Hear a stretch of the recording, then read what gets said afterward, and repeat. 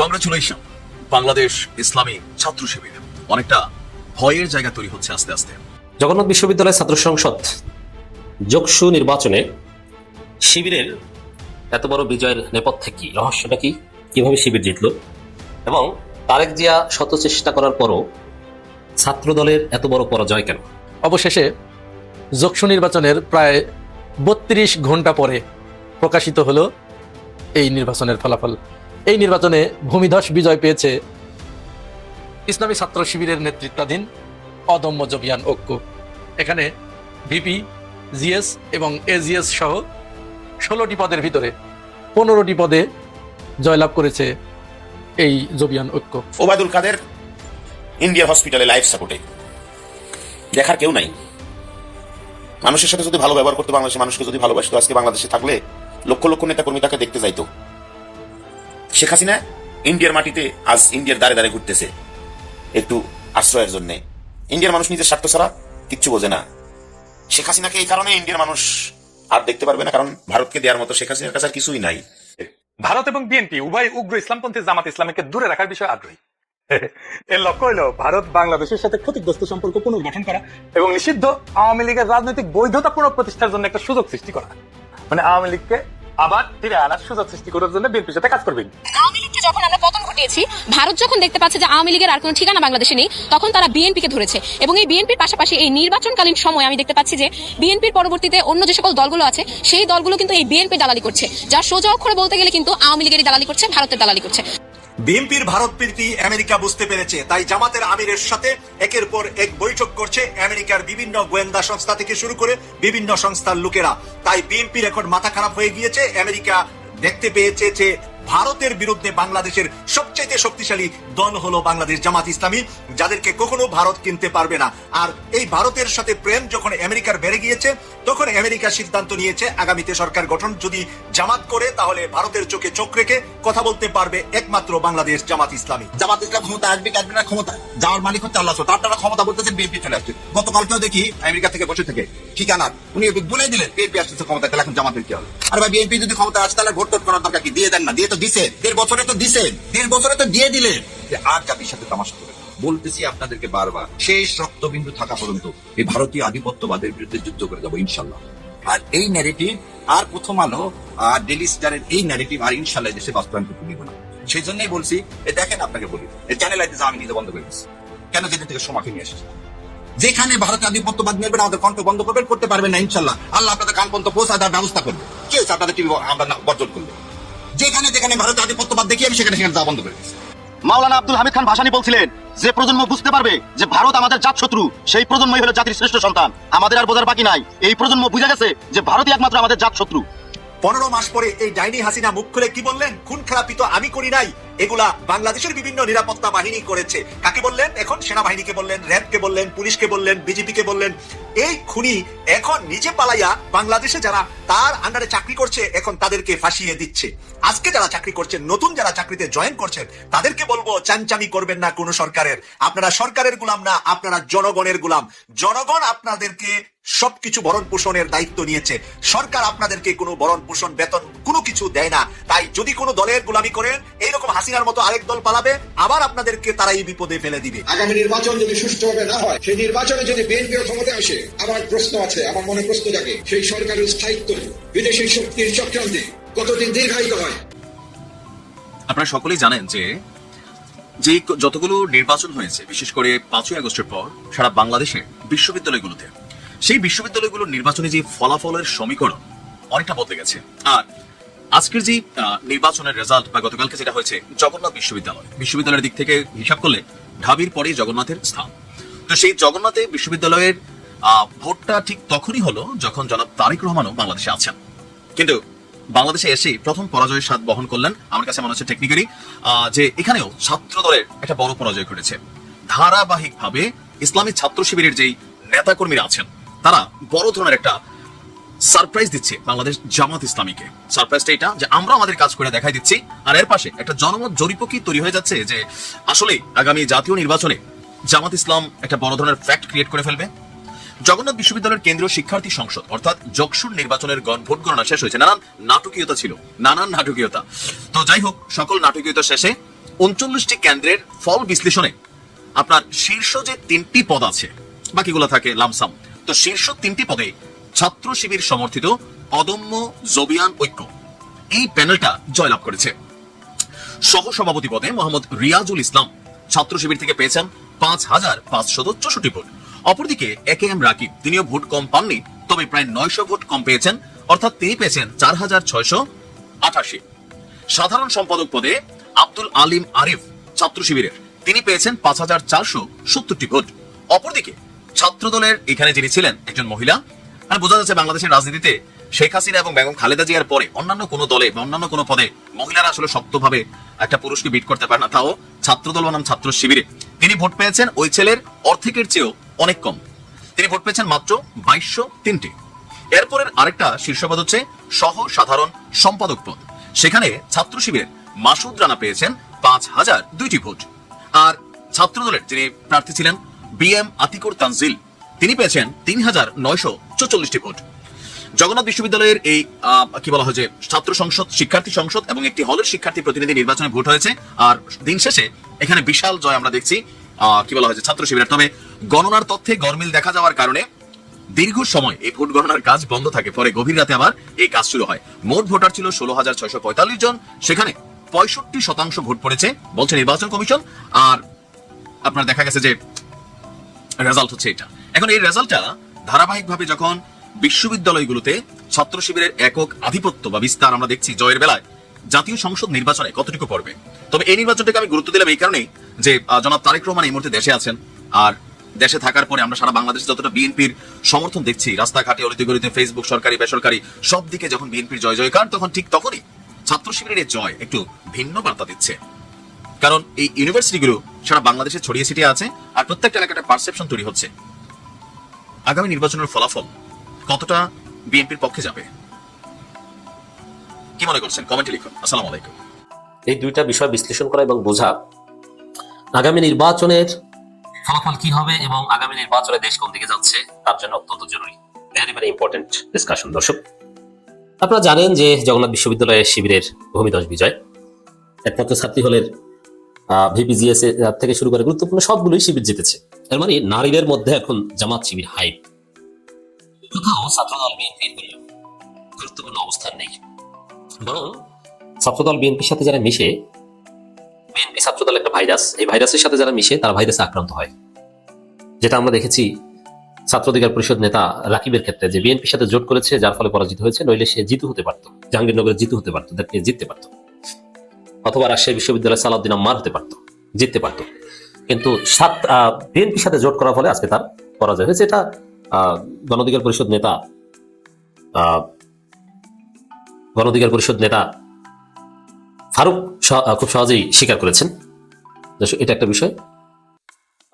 খাদিজা মেয়েটা কতটা জনপ্রিয় এবং কতটা সিম্পেথি পেয়েছিল জনগণের, জামাত শিবিরেরও, সেই মেয়েটা পরাজিত হয়েছে তো হয়েছেই, বিএনপি নামক ছাত্রদল নামক ভাইরাসের সাথে যুক্ত হওয়ার ফলে খাদিজার পরাজয়টা সবচাইতে ভয়ানক পরাজয়। কারণ শিবিরের যিনি জিতেছেন খাদিজাকে পরাজিত করে ডাবলের বেশি ভোট পেয়েছে।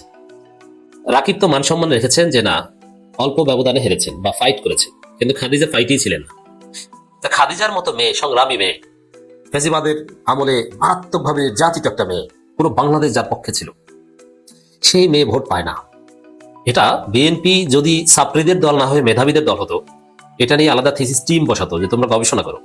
100 পৃষ্ঠার ফাইন্ডিংস দেওয়া আমার কাছে যে খাদিজার মতো মেয়ে কেন পরাজিত হয়। বিএনপি এমন কি নিকৃষ্ট ভাইরাস যে এই ভাইরাসের সংস্পর্শে আসলে খাদিজার মতো মেয়ে বিজয়ী প্রাপ্তি শিবিরের অর্ধেকের চাইতে কম ভোট পায়। শিবির কি আর আমরা কি যে খাদিজা আমাদের কাছে আসার কারণে এই অবস্থা। মেধাবীদের দল হলে এটা 100 পৃষ্ঠার ফাইন্ডিংস খুঁজতো। এবার আসি যে এই যে পরাজয়, এটার কারণটা কি, আর ছাত্র শিবিরের বিজয়ের কারণটা কি। আসলে ছাত্র দলের পরাজয়ের কারণ আর শিবিরের বিজয়ের কারণ তো একই। কিছু মজার ফাইন্ডিংস এখানে আছে, আমি খুঁজে পেয়েছি। দেখেন, শিবিরের বরাবরের মতোই শিবিরের বিজয়কে ছাত্র দল সহজ করে দিয়েছে। শিবির জিতবে এটা অনিবার্য। কেন অনিবার্য সেই ব্যাখ্যাও আমি আসবো। তবে এত বিজয় হয়তো হতো না, দুই একটা পথ হাতছাড়া হতে পারত, কিন্তু ছাত্র দল সহজ করে দিয়েছে। দেখেন, এখানে সেই ইনকিলাব মঞ্চের নেত্রী নারাই তাকবীর স্লোগানের বিরোধিতা করে খাদিজা সহ ছাত্র দলের ছাত্রীরা মাইক কেড়ে নিয়েছিল ভুয়া স্লোগান দিয়েছিল, নারাই তাকবীরের বিরোধিতা করার কারণে আজকে খাদিজার এই অবস্থা এবং ছাত্র দলের এই অবস্থা, নইলে আরো কিছু ভোট হয়তো পেত। অতএব বাংলাদেশে বিএনপির লোকজন দেশের বিভিন্ন জায়গায় যেখানে ওয়াজ মাহফিলে বাধা দেয়, ইমামদেরকে পিটানোর কথা বলে, তাদের জন্য এটা একটা শিক্ষা যে বিএনপি যেখানে সেকেন্ড হওয়ার সম্ভাবনা সেখানে সেকেন্ড হতে পারবে না, থার্ড হবে। অদূর ভবিষ্যতে বিএনপি এইসব কাজের কারণে হারিয়ে যাবে, রাজনীতিতে শক্তিশালী দল হিসেবে টিকতে পারবে না। কারণ ইসলামের বিরোধিতা করে বাংলাদেশে কেউ টিকতে পারে না। বিএনপি ততদিন বাংলাদেশে টিকে ছিল, ক্ষমতা আসতে পেরেছে যতদিন পর্যন্ত এই দেশের ইসলামপন্থীরা তাদের সাথে ছিল। এমনকি আওয়ামী লীগও ইসলামপন্থীদের একটা অংশকে ম্যানেজ করে চলার চেষ্টা করেছে এবং সবসময় একটা অংশকে ম্যানেজ করে চলেছে। হেফাজতের একটা অংশ, কেউ না কেউ তাকে কওমি জননী উপাধি দিয়েছিল, বাইতুল মোকাররমের খতিবরা তো হাসিনার পক্ষে ছিল। অতএব ইসলামের সাথে বেয়াদবি করে কেউ বাংলাদেশে টিকতে পারে না। নারাই তাকবীরের বিরোধিতার কারণে, নারাই তাকবীরকে, এই স্লোগানকে ভুয়া বলার কারণে আজকে ছাত্র দলের এই ভূমিধস পরাজয়। এটা একটা কারণ, ইনস্ট্যান্ট কারণগুলো বলছি, আর যেগুলো ফিক্সড কারণ সেগুলো একটু পরে আসি। এরপরে একদম আওয়ামী ন্যারেটিভ গ্রহণ করেছে ছাত্র দলের ছাত্রীরা। ছাত্র দলে কোনো মেধাবী নাই, যোগ্য ছেলে নাই, এটা একটা ওভারঅল কারণ, এটা ফিক্সড। কিন্তু ইনস্ট্যান্ট কারণ যেগুলো, নির্বাচনের দিনেই দেখেন দাড়ি দেখে জামাত সন্দেহে পিটিয়েছে, আবার হিজাব পরা দেখে ভিপির স্ত্রীকে মহিমেকে হয়রানি করেছে। এই যে পয়েন্টগুলো, এটাই তো মূল পয়েন্ট, যে দাড়ি দেখে জামাত আর সন্দেহ করে, তারপরে আবার ন্যারেটিভটা কি, এটাকে ডিফেন্ড করে, ভুল হয়েছে এটা বলে না, হিজাবি নারীকে অপমান করে, অপদস্থ করে, বিশ্ববিদ্যালয়ের রানিং স্টুডেন্টকে। তারা বলে যে না, আমরা তো দাড়ি হিজাব দেখে, এটা পোশাক নিয়ে জামাত শিবির নোংরা রাজনীতি করছে, আমরা তো দাড়ি কিংবা হিজাবের বিরুদ্ধে না, আমরা তো জামাত শিবিরের বিরুদ্ধে। এই কথা সেম আওয়ামী লীগ বলতো। আর এই কারণেই তাদের এই পরাজয়টা এতটা লজ্জাজনক, নইলে এত লজ্জাজনক পরাজয় হতো না। ভোটের দিন শুরু থেকেই তাদের ছাত্রী বলা শুরু, এই যে হিজাবি নারীকে,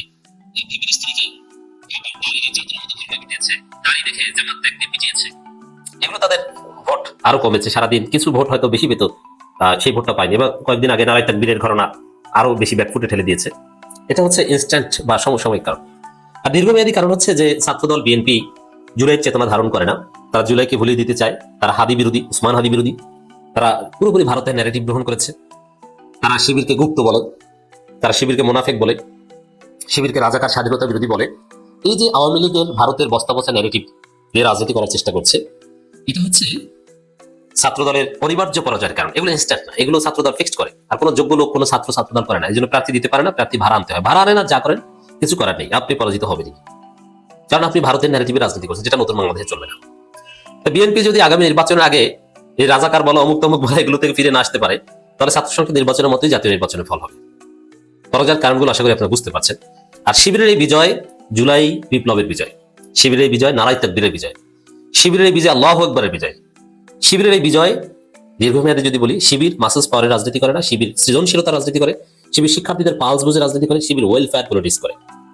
এখন ছাত্রদল যদি এইসব মববাজি, শিবিরকে গালাগালির রাজনীতি বাদ দিয়ে শিক্ষার্থীদের মন জয় করার চেষ্টা করে, শিবির যতটা ভালো কাজ করে তারাও যদি ততটা ভালো কাজ করার চেষ্টা করে, কিছুটা ভালো করবে, কিন্তু ভালো কাজ তাদের মাধ্যমে সম্ভব। এখন তারেক রহমান এই নির্বাচনে ছাত্রদলকে জেতাতে নিজে এটা অপারেট করেছেন। আমি কয়েকবার বলেছি, একজন প্রার্থীকে তারেক রহমান তার বাসায় ডেকে নিয়েছেন, বাসায় ডেকে নিয়ে তার মাথায় হাত বুলিয়ে দিয়ে বলেছেন, বাবা ছাত্রদলকে, ছাত্রলীগের পরিষদ সমর্থন দিয়ে তুমি সরে দাঁড়াও, তারপরে শিবিরকে পরাজিত করো। কিন্তু এই চেষ্টাও কাজ হলো না। কেন কাজ হলো না? আপনি ভারতের পক্ষ নিয়ে আপনি নারাই তাকবীর আল্লাহু আকবারের বিরুদ্ধে যে আপনি জিততে পারবেন না। তো এই নির্বাচনে প্রায় 1400 ভোটের ব্যবধানে ছাত্র শিবিরের কাছে হেরেছে ছাত্র দল, গণ অধিকার পরিষদ সহ অন্যান্য প্রায় 7-8টা ছাত্র সংগঠন। আপনারা হয়তো এখানে মজার চমৎকার একটা তথ্য, কিন্তু পরবর্তীতে ছাত্র শিবিরকে হারানোর জন্য এখানে কিন্তু নুরুল হক নূরের যে গণ অধিকার পরিষদ এর ছাত্র সংগঠন, ছাত্র দল এবং অন্যান্য আরো বামপন্থী যেগুলো ছিল সব কিন্তু একত্রিত হয়ে গিয়েছিল। অপরদিকে ছাত্র শিবির একাই সেখানে রয়েছে, নাম দিয়েছে অদম্য জমিয়ান ঐক্য। ভূমিধস বিজয়, টানা 5মবারের মতো বিজয়। সেই ডাকসু দিয়ে শুরু, তারপরে জাকসু, তারপরে গকসু, তারপরে রাকসু, চাকসু, এই সমস্ত সু যেখানে যেখানে আছে সবগুলোতেই বিজয় ছিনিয়ে এনেছে। এই যে জগন্নাথ বিশ্ববিদ্যালয়ে ছাত্র সংসদ নির্বাচনে যে ছাত্র শিবির জয়লাভ করলো, এই নির্বাচনটা কিন্তু এত সহজে ছিল না। 3বার কিন্তু সময় তারিখ পিছানো হয়েছে। এখানে সর্বশেষ গত 30 তারিখে নির্বাচনের তারিখ ছিল। দেশনেত্রী বেগম খালেদা জিয়ার মৃত্যুবরণ করার কারণে এই দিনও পিছিয়ে 6 তারিখ নির্ধারণ করা হয়। 6 তারিখ বেলা 3টায় নির্বাচন শেষ হয়। ভোট গণনা শেষ হতে হতে আমি যখন এই ভিডিও করছি, অর্থাৎ 7 তারিখ রাত প্রায় 10টার পরে আমরা জানতে পারলাম নির্বাচনের পূর্ণাঙ্গ ফলাফল। এই যে একের পর এক ছাত্র শিবিরের ভূমিধস বিজয় আর অপরদিকে ছাত্র দলের ভূমিধস পরাজয়, এটি কেন? এর পিছনে তো অবশ্যই কারণ আছে। অনেকেই বলাবলি করছিলেন, বলার চেষ্টা করছিলেন, বা বাজারে এই আলাপ ছাড়া হয়েছিল, যেহেতু জনাব তারেক রহমান এখন দেশের মাটিতে আছেন, সুতরাং অন্যগুলো হারলেও যৌক্ষ নির্বাচনে আর কেউ এখানে জয়লাভ করতে পারবে না। এখানে অবশ্যই ছাত্র দল জয়লাভ করবে, যেহেতু তারেক রহমান স্বয়ং দেশে উপস্থিত। কিন্তু বিশ্ববিদ্যালয়ের অদম্য মেধাবীরা, এই তরুণ প্রজন্ম, এই সমস্ত লোকদের এটি বুঝিয়ে দিয়েছে যে তারা আসলে কাউকেই পরোয়া করে না বাংলাদেশের বিপক্ষে কেউ অবস্থান নিলে। তারা বাংলাদেশকে চিনতে পেরেছে, বাংলাদেশকে তাদের হৃদয়ে ধারণ করতে শিখেছে। এখানে কেউ ভারতের সাথে আঁতাত করে বা যে কারণে দেশে একটা গণঅভ্যুত্থান সংগঠিত হয়েছে এইটাকে কেউ ভুলিয়ে দিতে চাইলে পরে এই তরুণরা যে তাকে গ্রহণ করবে না, এটি কিন্তু তার প্রমাণ। আমরা আগে শুনেছিলাম, অনেকেই বলার চেষ্টা করছিলেন, বিশেষ করে বিএনপির যারা বুদ্ধিজীবী আছে, বামপন্থী, সবগুলোই কিন্তু বামপন্থী। এখানে ডাইন বলয়ের কোনো বুদ্ধিজীবী নেই, সবগুলো বামপন্থী। আর আপনারা জানেন, বাম মানেই ভারত, ভারত মানেই আওয়ামী লীগ। এই সূত্রটুকু আপনাদের জানলেই আর কিচ্ছু লাগবে না। তো এই বামগুলো হচ্ছে এদের বুদ্ধিদাতা। তো এরা বলার চেষ্টা করছিল বিশ্ববিদ্যালয়ের ছাত্র সংসদ নির্বাচনগুলোতে জিতলেও জাতীয় নির্বাচনে এর কোনো প্রভাব পড়বে না। আমার কেন যেন তাদের কাছে প্রশ্ন করতে মন চায়, আচ্ছা এই যে বিশ্ববিদ্যালয়গুলো, এই বিশ্ববিদ্যালয়গুলো কি বাংলাদেশ থেকে গহীন কোনো অরণ্যে অবস্থিত, অন্য কোনো দ্বীপে অবস্থিত, নাকি এই বাংলাদেশের ভূখণ্ডের ভিতরেই অবস্থিত? অথবা এই বিশ্ববিদ্যালয়গুলোতে যারা পড়ালেখা করে, এরা কি ওই মানে এদের কাছে কোনো খোঁজ খবর থাকে না, এরা মেধাহীন, অযোগ্য, অপদার্থ, মাঠে ধান কাটে, এরকম? নাকি তার বিপরীত, বাংলাদেশের সবচেয়ে মেধাবী, সবচেয়ে সাহসী, সচেতন এবং তারা তাদের দেশপ্রেমের মন্ত্রে উজ্জীবিত একটি তরুণ প্রজন্ম এখানে পড়ে? কারা? নিশ্চয় আমি পরে যেটা বললাম সেটি। তাহলে এই প্রজন্ম যদি বুঝতে না পারে, এই প্রজন্ম যদি কোনটা সত্য আর কোনটা মিথ্যা এটা যদি বুঝতে না পারে, তাহলে কারা বুঝতে পারবে? তাহলে ওইখানে যখন প্রভাব পড়ছে, সেইটার একটা ঢেউ জাতীয় নির্বাচনে পড়বে না। এরাই তো যে ভোট দিবে, এদের বাবা মাই তো ভোট দিবে, এদের আত্মীয় স্বজনই তো ভোট দেবে জাতীয় নির্বাচনে, নাকি? নাকি এরা ওই ভার্সিটিতে পড়ে আর গ্রামে কোনোদিন বলবে না, কাউকে বলবে না যে তোমরা এগুলো করো না বা এগুলো করো, এগুলো বলে না? আমরা তো করেছি, আমরা বিশ্ববিদ্যালয়ে যখন পড়েছি, বিশ্ববিদ্যালয়ে কি হচ্ছে সবগুলো তো এসে আমাদের আত্মীয় স্বজন, মা বাবাদের কাছে গল্প করেছি, আমাদের বাবা মা সেই অনুযায়ী সিদ্ধান্ত নিয়েছে। সুতরাং এটি বলার কোনো সুযোগ নেই যে এর প্রভাব জাতীয় নির্বাচনে পড়বে না। এবং ন্যারেটিভ কিন্তু এটাও ভেঙে গেল যে তারেক রহমান দেশে আসলে তখন সব ঠিক হয়ে যাবে, তখন আর কেউ অন্যদিকে যাবে না। যৌক্ষ কিন্তু দেখিয়ে দিল যে তারেক রহমান দেশে, সুতরাং তারেক রহমানও যদি এলোমেলো সিদ্ধান্ত গ্রহণ করে, তাহলে ভয়াবহ বিপর্যয় নেমে আসবে আগামী নির্বাচনে। এবং তারেক রহমান যে ভুল সিদ্ধান্ত নিতে যাচ্ছে, তারেক রহমানের দল বিএনপি যে অলরেডি হাইজ্যাক্ট হয়ে গেছে, তার প্রমাণ আমরা কিন্তু ইতিমধ্যেই পেয়েছি। তারা গণভোটে নাকে জয়যুক্ত করার জন্য ক্যাম্পেইন শুরু করেছে। সমস্ত জায়গায় তাদের নেতাকর্মীরা বাড়ি বাড়ি গিয়ে ভোটারদের এবং আওয়ামী লীগের নেতাকর্মীদেরকে ডেকে তারা এরকম বোঝাচ্ছে যে না ভোট জয়যুক্ত হলে তোমরা টিকে থাকবে, তোমাদের রাজনীতি থাকবে। আর যদি হ্যাঁ জয়যুক্ত হয়, তাহলে শেখ মুজিবুর রহমান যে ৭২-এর সংবিধান করে গিয়েছিল ওটাও থাকবে না, ৭১ থাকবে না, সবকিছু কিন্তু ধ্বংস হয়ে যাবে। আগামী নির্বাচনে যদি হ্যাঁ ভোট জয়যুক্ত না হয়, তাহলে আপনারা লিখে রাখতে পারেন, একদম লিখে রাখেন, বাংলাদেশ শেখ হাসিনা যা করেছিল তার থেকে আরো ভয়ঙ্কর আকার ধারণ করবে। এখন এই যে ছাত্র দল এরকম হারলো, এখানে গোহারা হারলো, জগন্নাথে কিন্তু তাদের হারার কথা ছিল না। তাদের হারার কারণ কি? জগন্নাথে তাদের হারার অন্যতম কারণ হচ্ছে তারা এখানে বেশ কয়েকটা ঘটনা ঘটিয়েছে, যেগুলো প্রকাশ্যে সরাসরি বাংলাদেশের মানুষের হৃদয়ে আঘাত করেছে, সংখ্যাগরিষ্ঠ মানুষের হৃদয়ে আঘাত করেছে। তারা প্রথম একটা ঘটনা ঘটালো, এই জবিয়ান ঐক্য পরিষদের যে মেয়েটা শান্তা, ইনকিলাব মঞ্চের, এই মেয়েটা নামায়ে তাকবীর আল্লাহু আকবার স্লোগান দিচ্ছিল। সেইখানে ছাত্রদল মেয়েটার কাছ থেকে মাইক কেড়ে নিয়ে, হ্যান্ড মাইক কেড়ে নিয়ে তাকে হেনস্থা করলো, ভুয়া ভুয়া বলে স্লোগান দিল, ইত্যাদি ইত্যাদি। এই একটা ঘটনা ঘটায় ফেললো, এতে মানুষের ভিতরে একটা বিরূপ প্রভাব পড়লো। এরপরে দ্বিতীয় যে কাণ্ড তারা ঘটালো, সেটা ভোটের দিন, অর্থাৎ গতকাল, যে ভিভি প্রার্থী শিবিরের রিয়াজুল,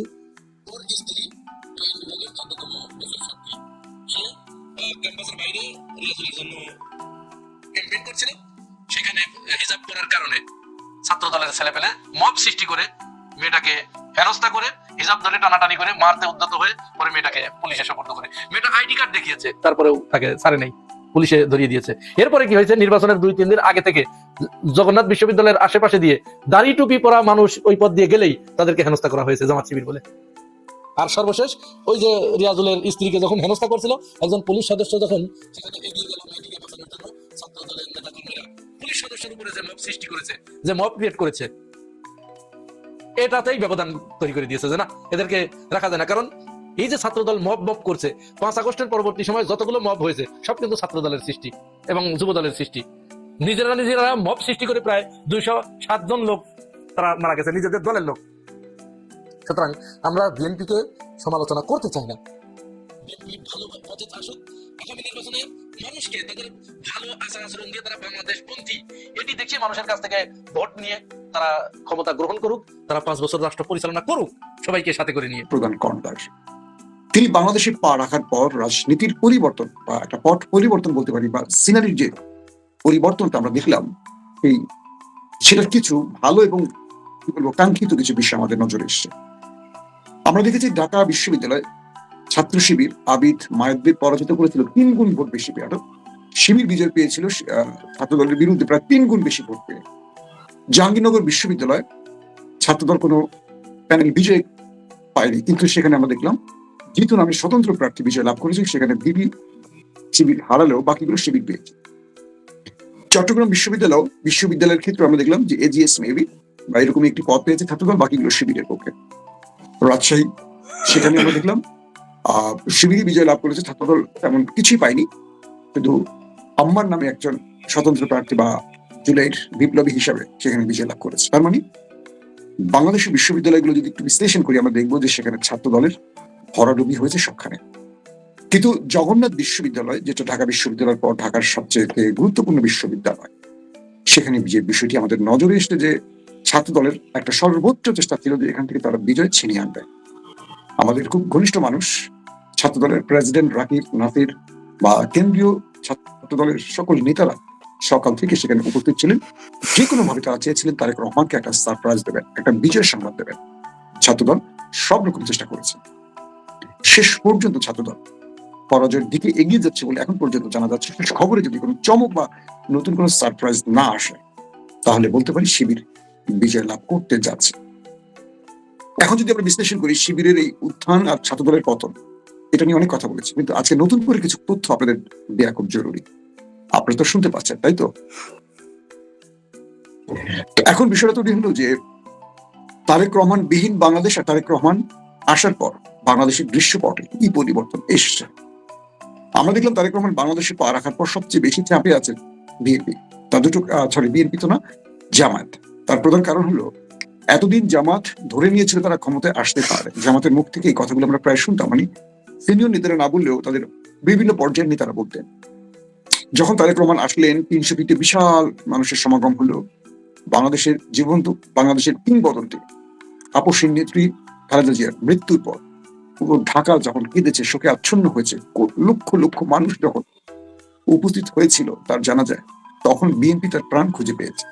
যদিও বিএনপির বাইরের দলগুলো বলার চেষ্টা করেছিল যে এখানে সব শ্রেণীর মানুষ এসেছিল খালেদা জিয়াকে ভালোবাসে বলে, এটা সব বিএনপির জনগণ নয়, এখানে জামায়াত সহ সব দলের নেতা কর্মী সাধারণ মানুষরা উপস্থিত হয়েছিল খালেদা জিয়ার প্রতি সম্মান জানিয়ে।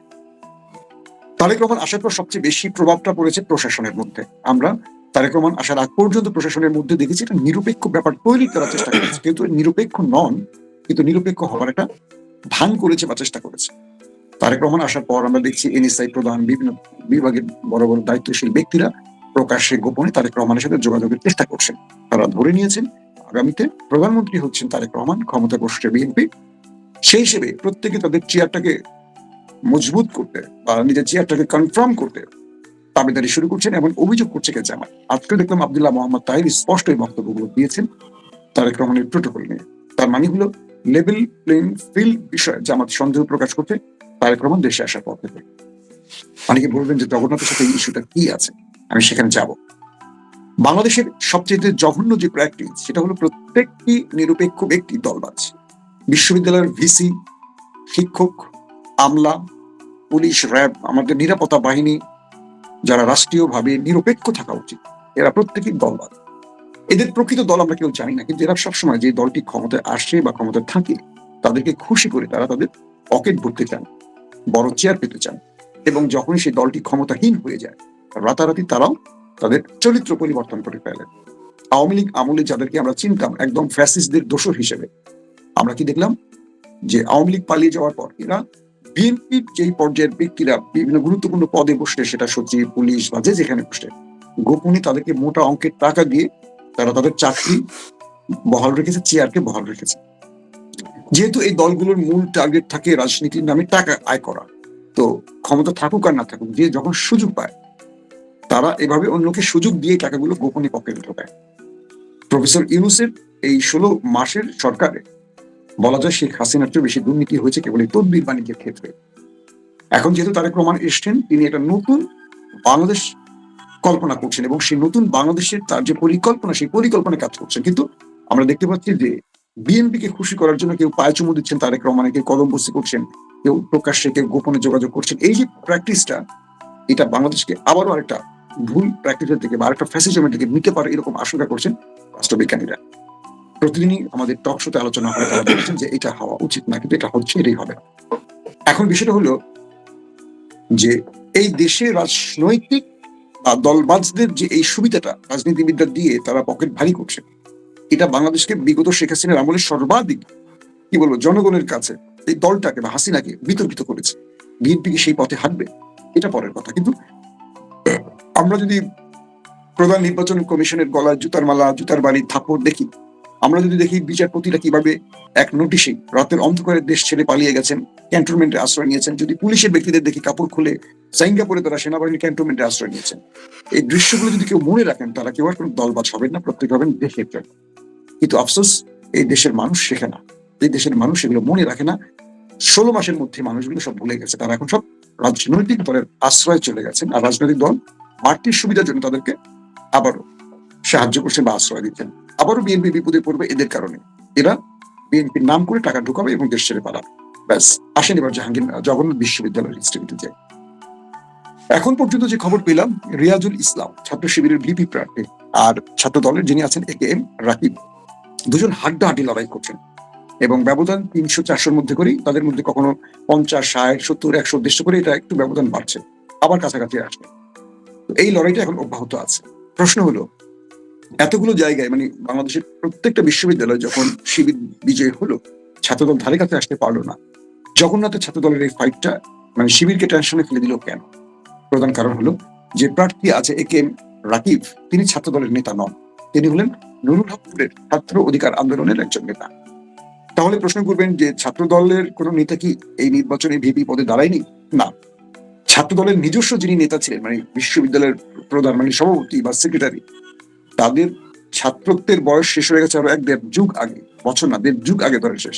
8, 10, 12, 16 মানে যেই সময়টা এখনকার অনেকের জন্মই হয়নি, সেই সালে তারা জগন্নাথের পাঠ শেষ করেছেন অথবা ছাত্রত্ব ধরে রেখেছেন, মানে লেখাপড়া শেষ করতে পারেন, যেটাই হোক না কেন। যে কারণে ছাত্র দলকে বেছে নিতে হয়েছে অন্য দল থেকে, এরকমটি আমি শুনতে পাচ্ছি। সঠিক বিষয়টি হয়তো আপনারা পরে জানতে পারবেন। এবং আরেকজন দেখলাম যে একটা মেয়ে প্রার্থী বোধহয় ছাত্র দল দিয়েছে, সেও একসময় হাসিনার বিরুদ্ধে ফেসবুকে লেখালেখির জন্য দীর্ঘদিন জেল খেটেছে, পরবর্তী বেরিয়ে এসে তিনি এবার ছাত্র দলের পক্ষ থেকে নির্বাচন করেছেন।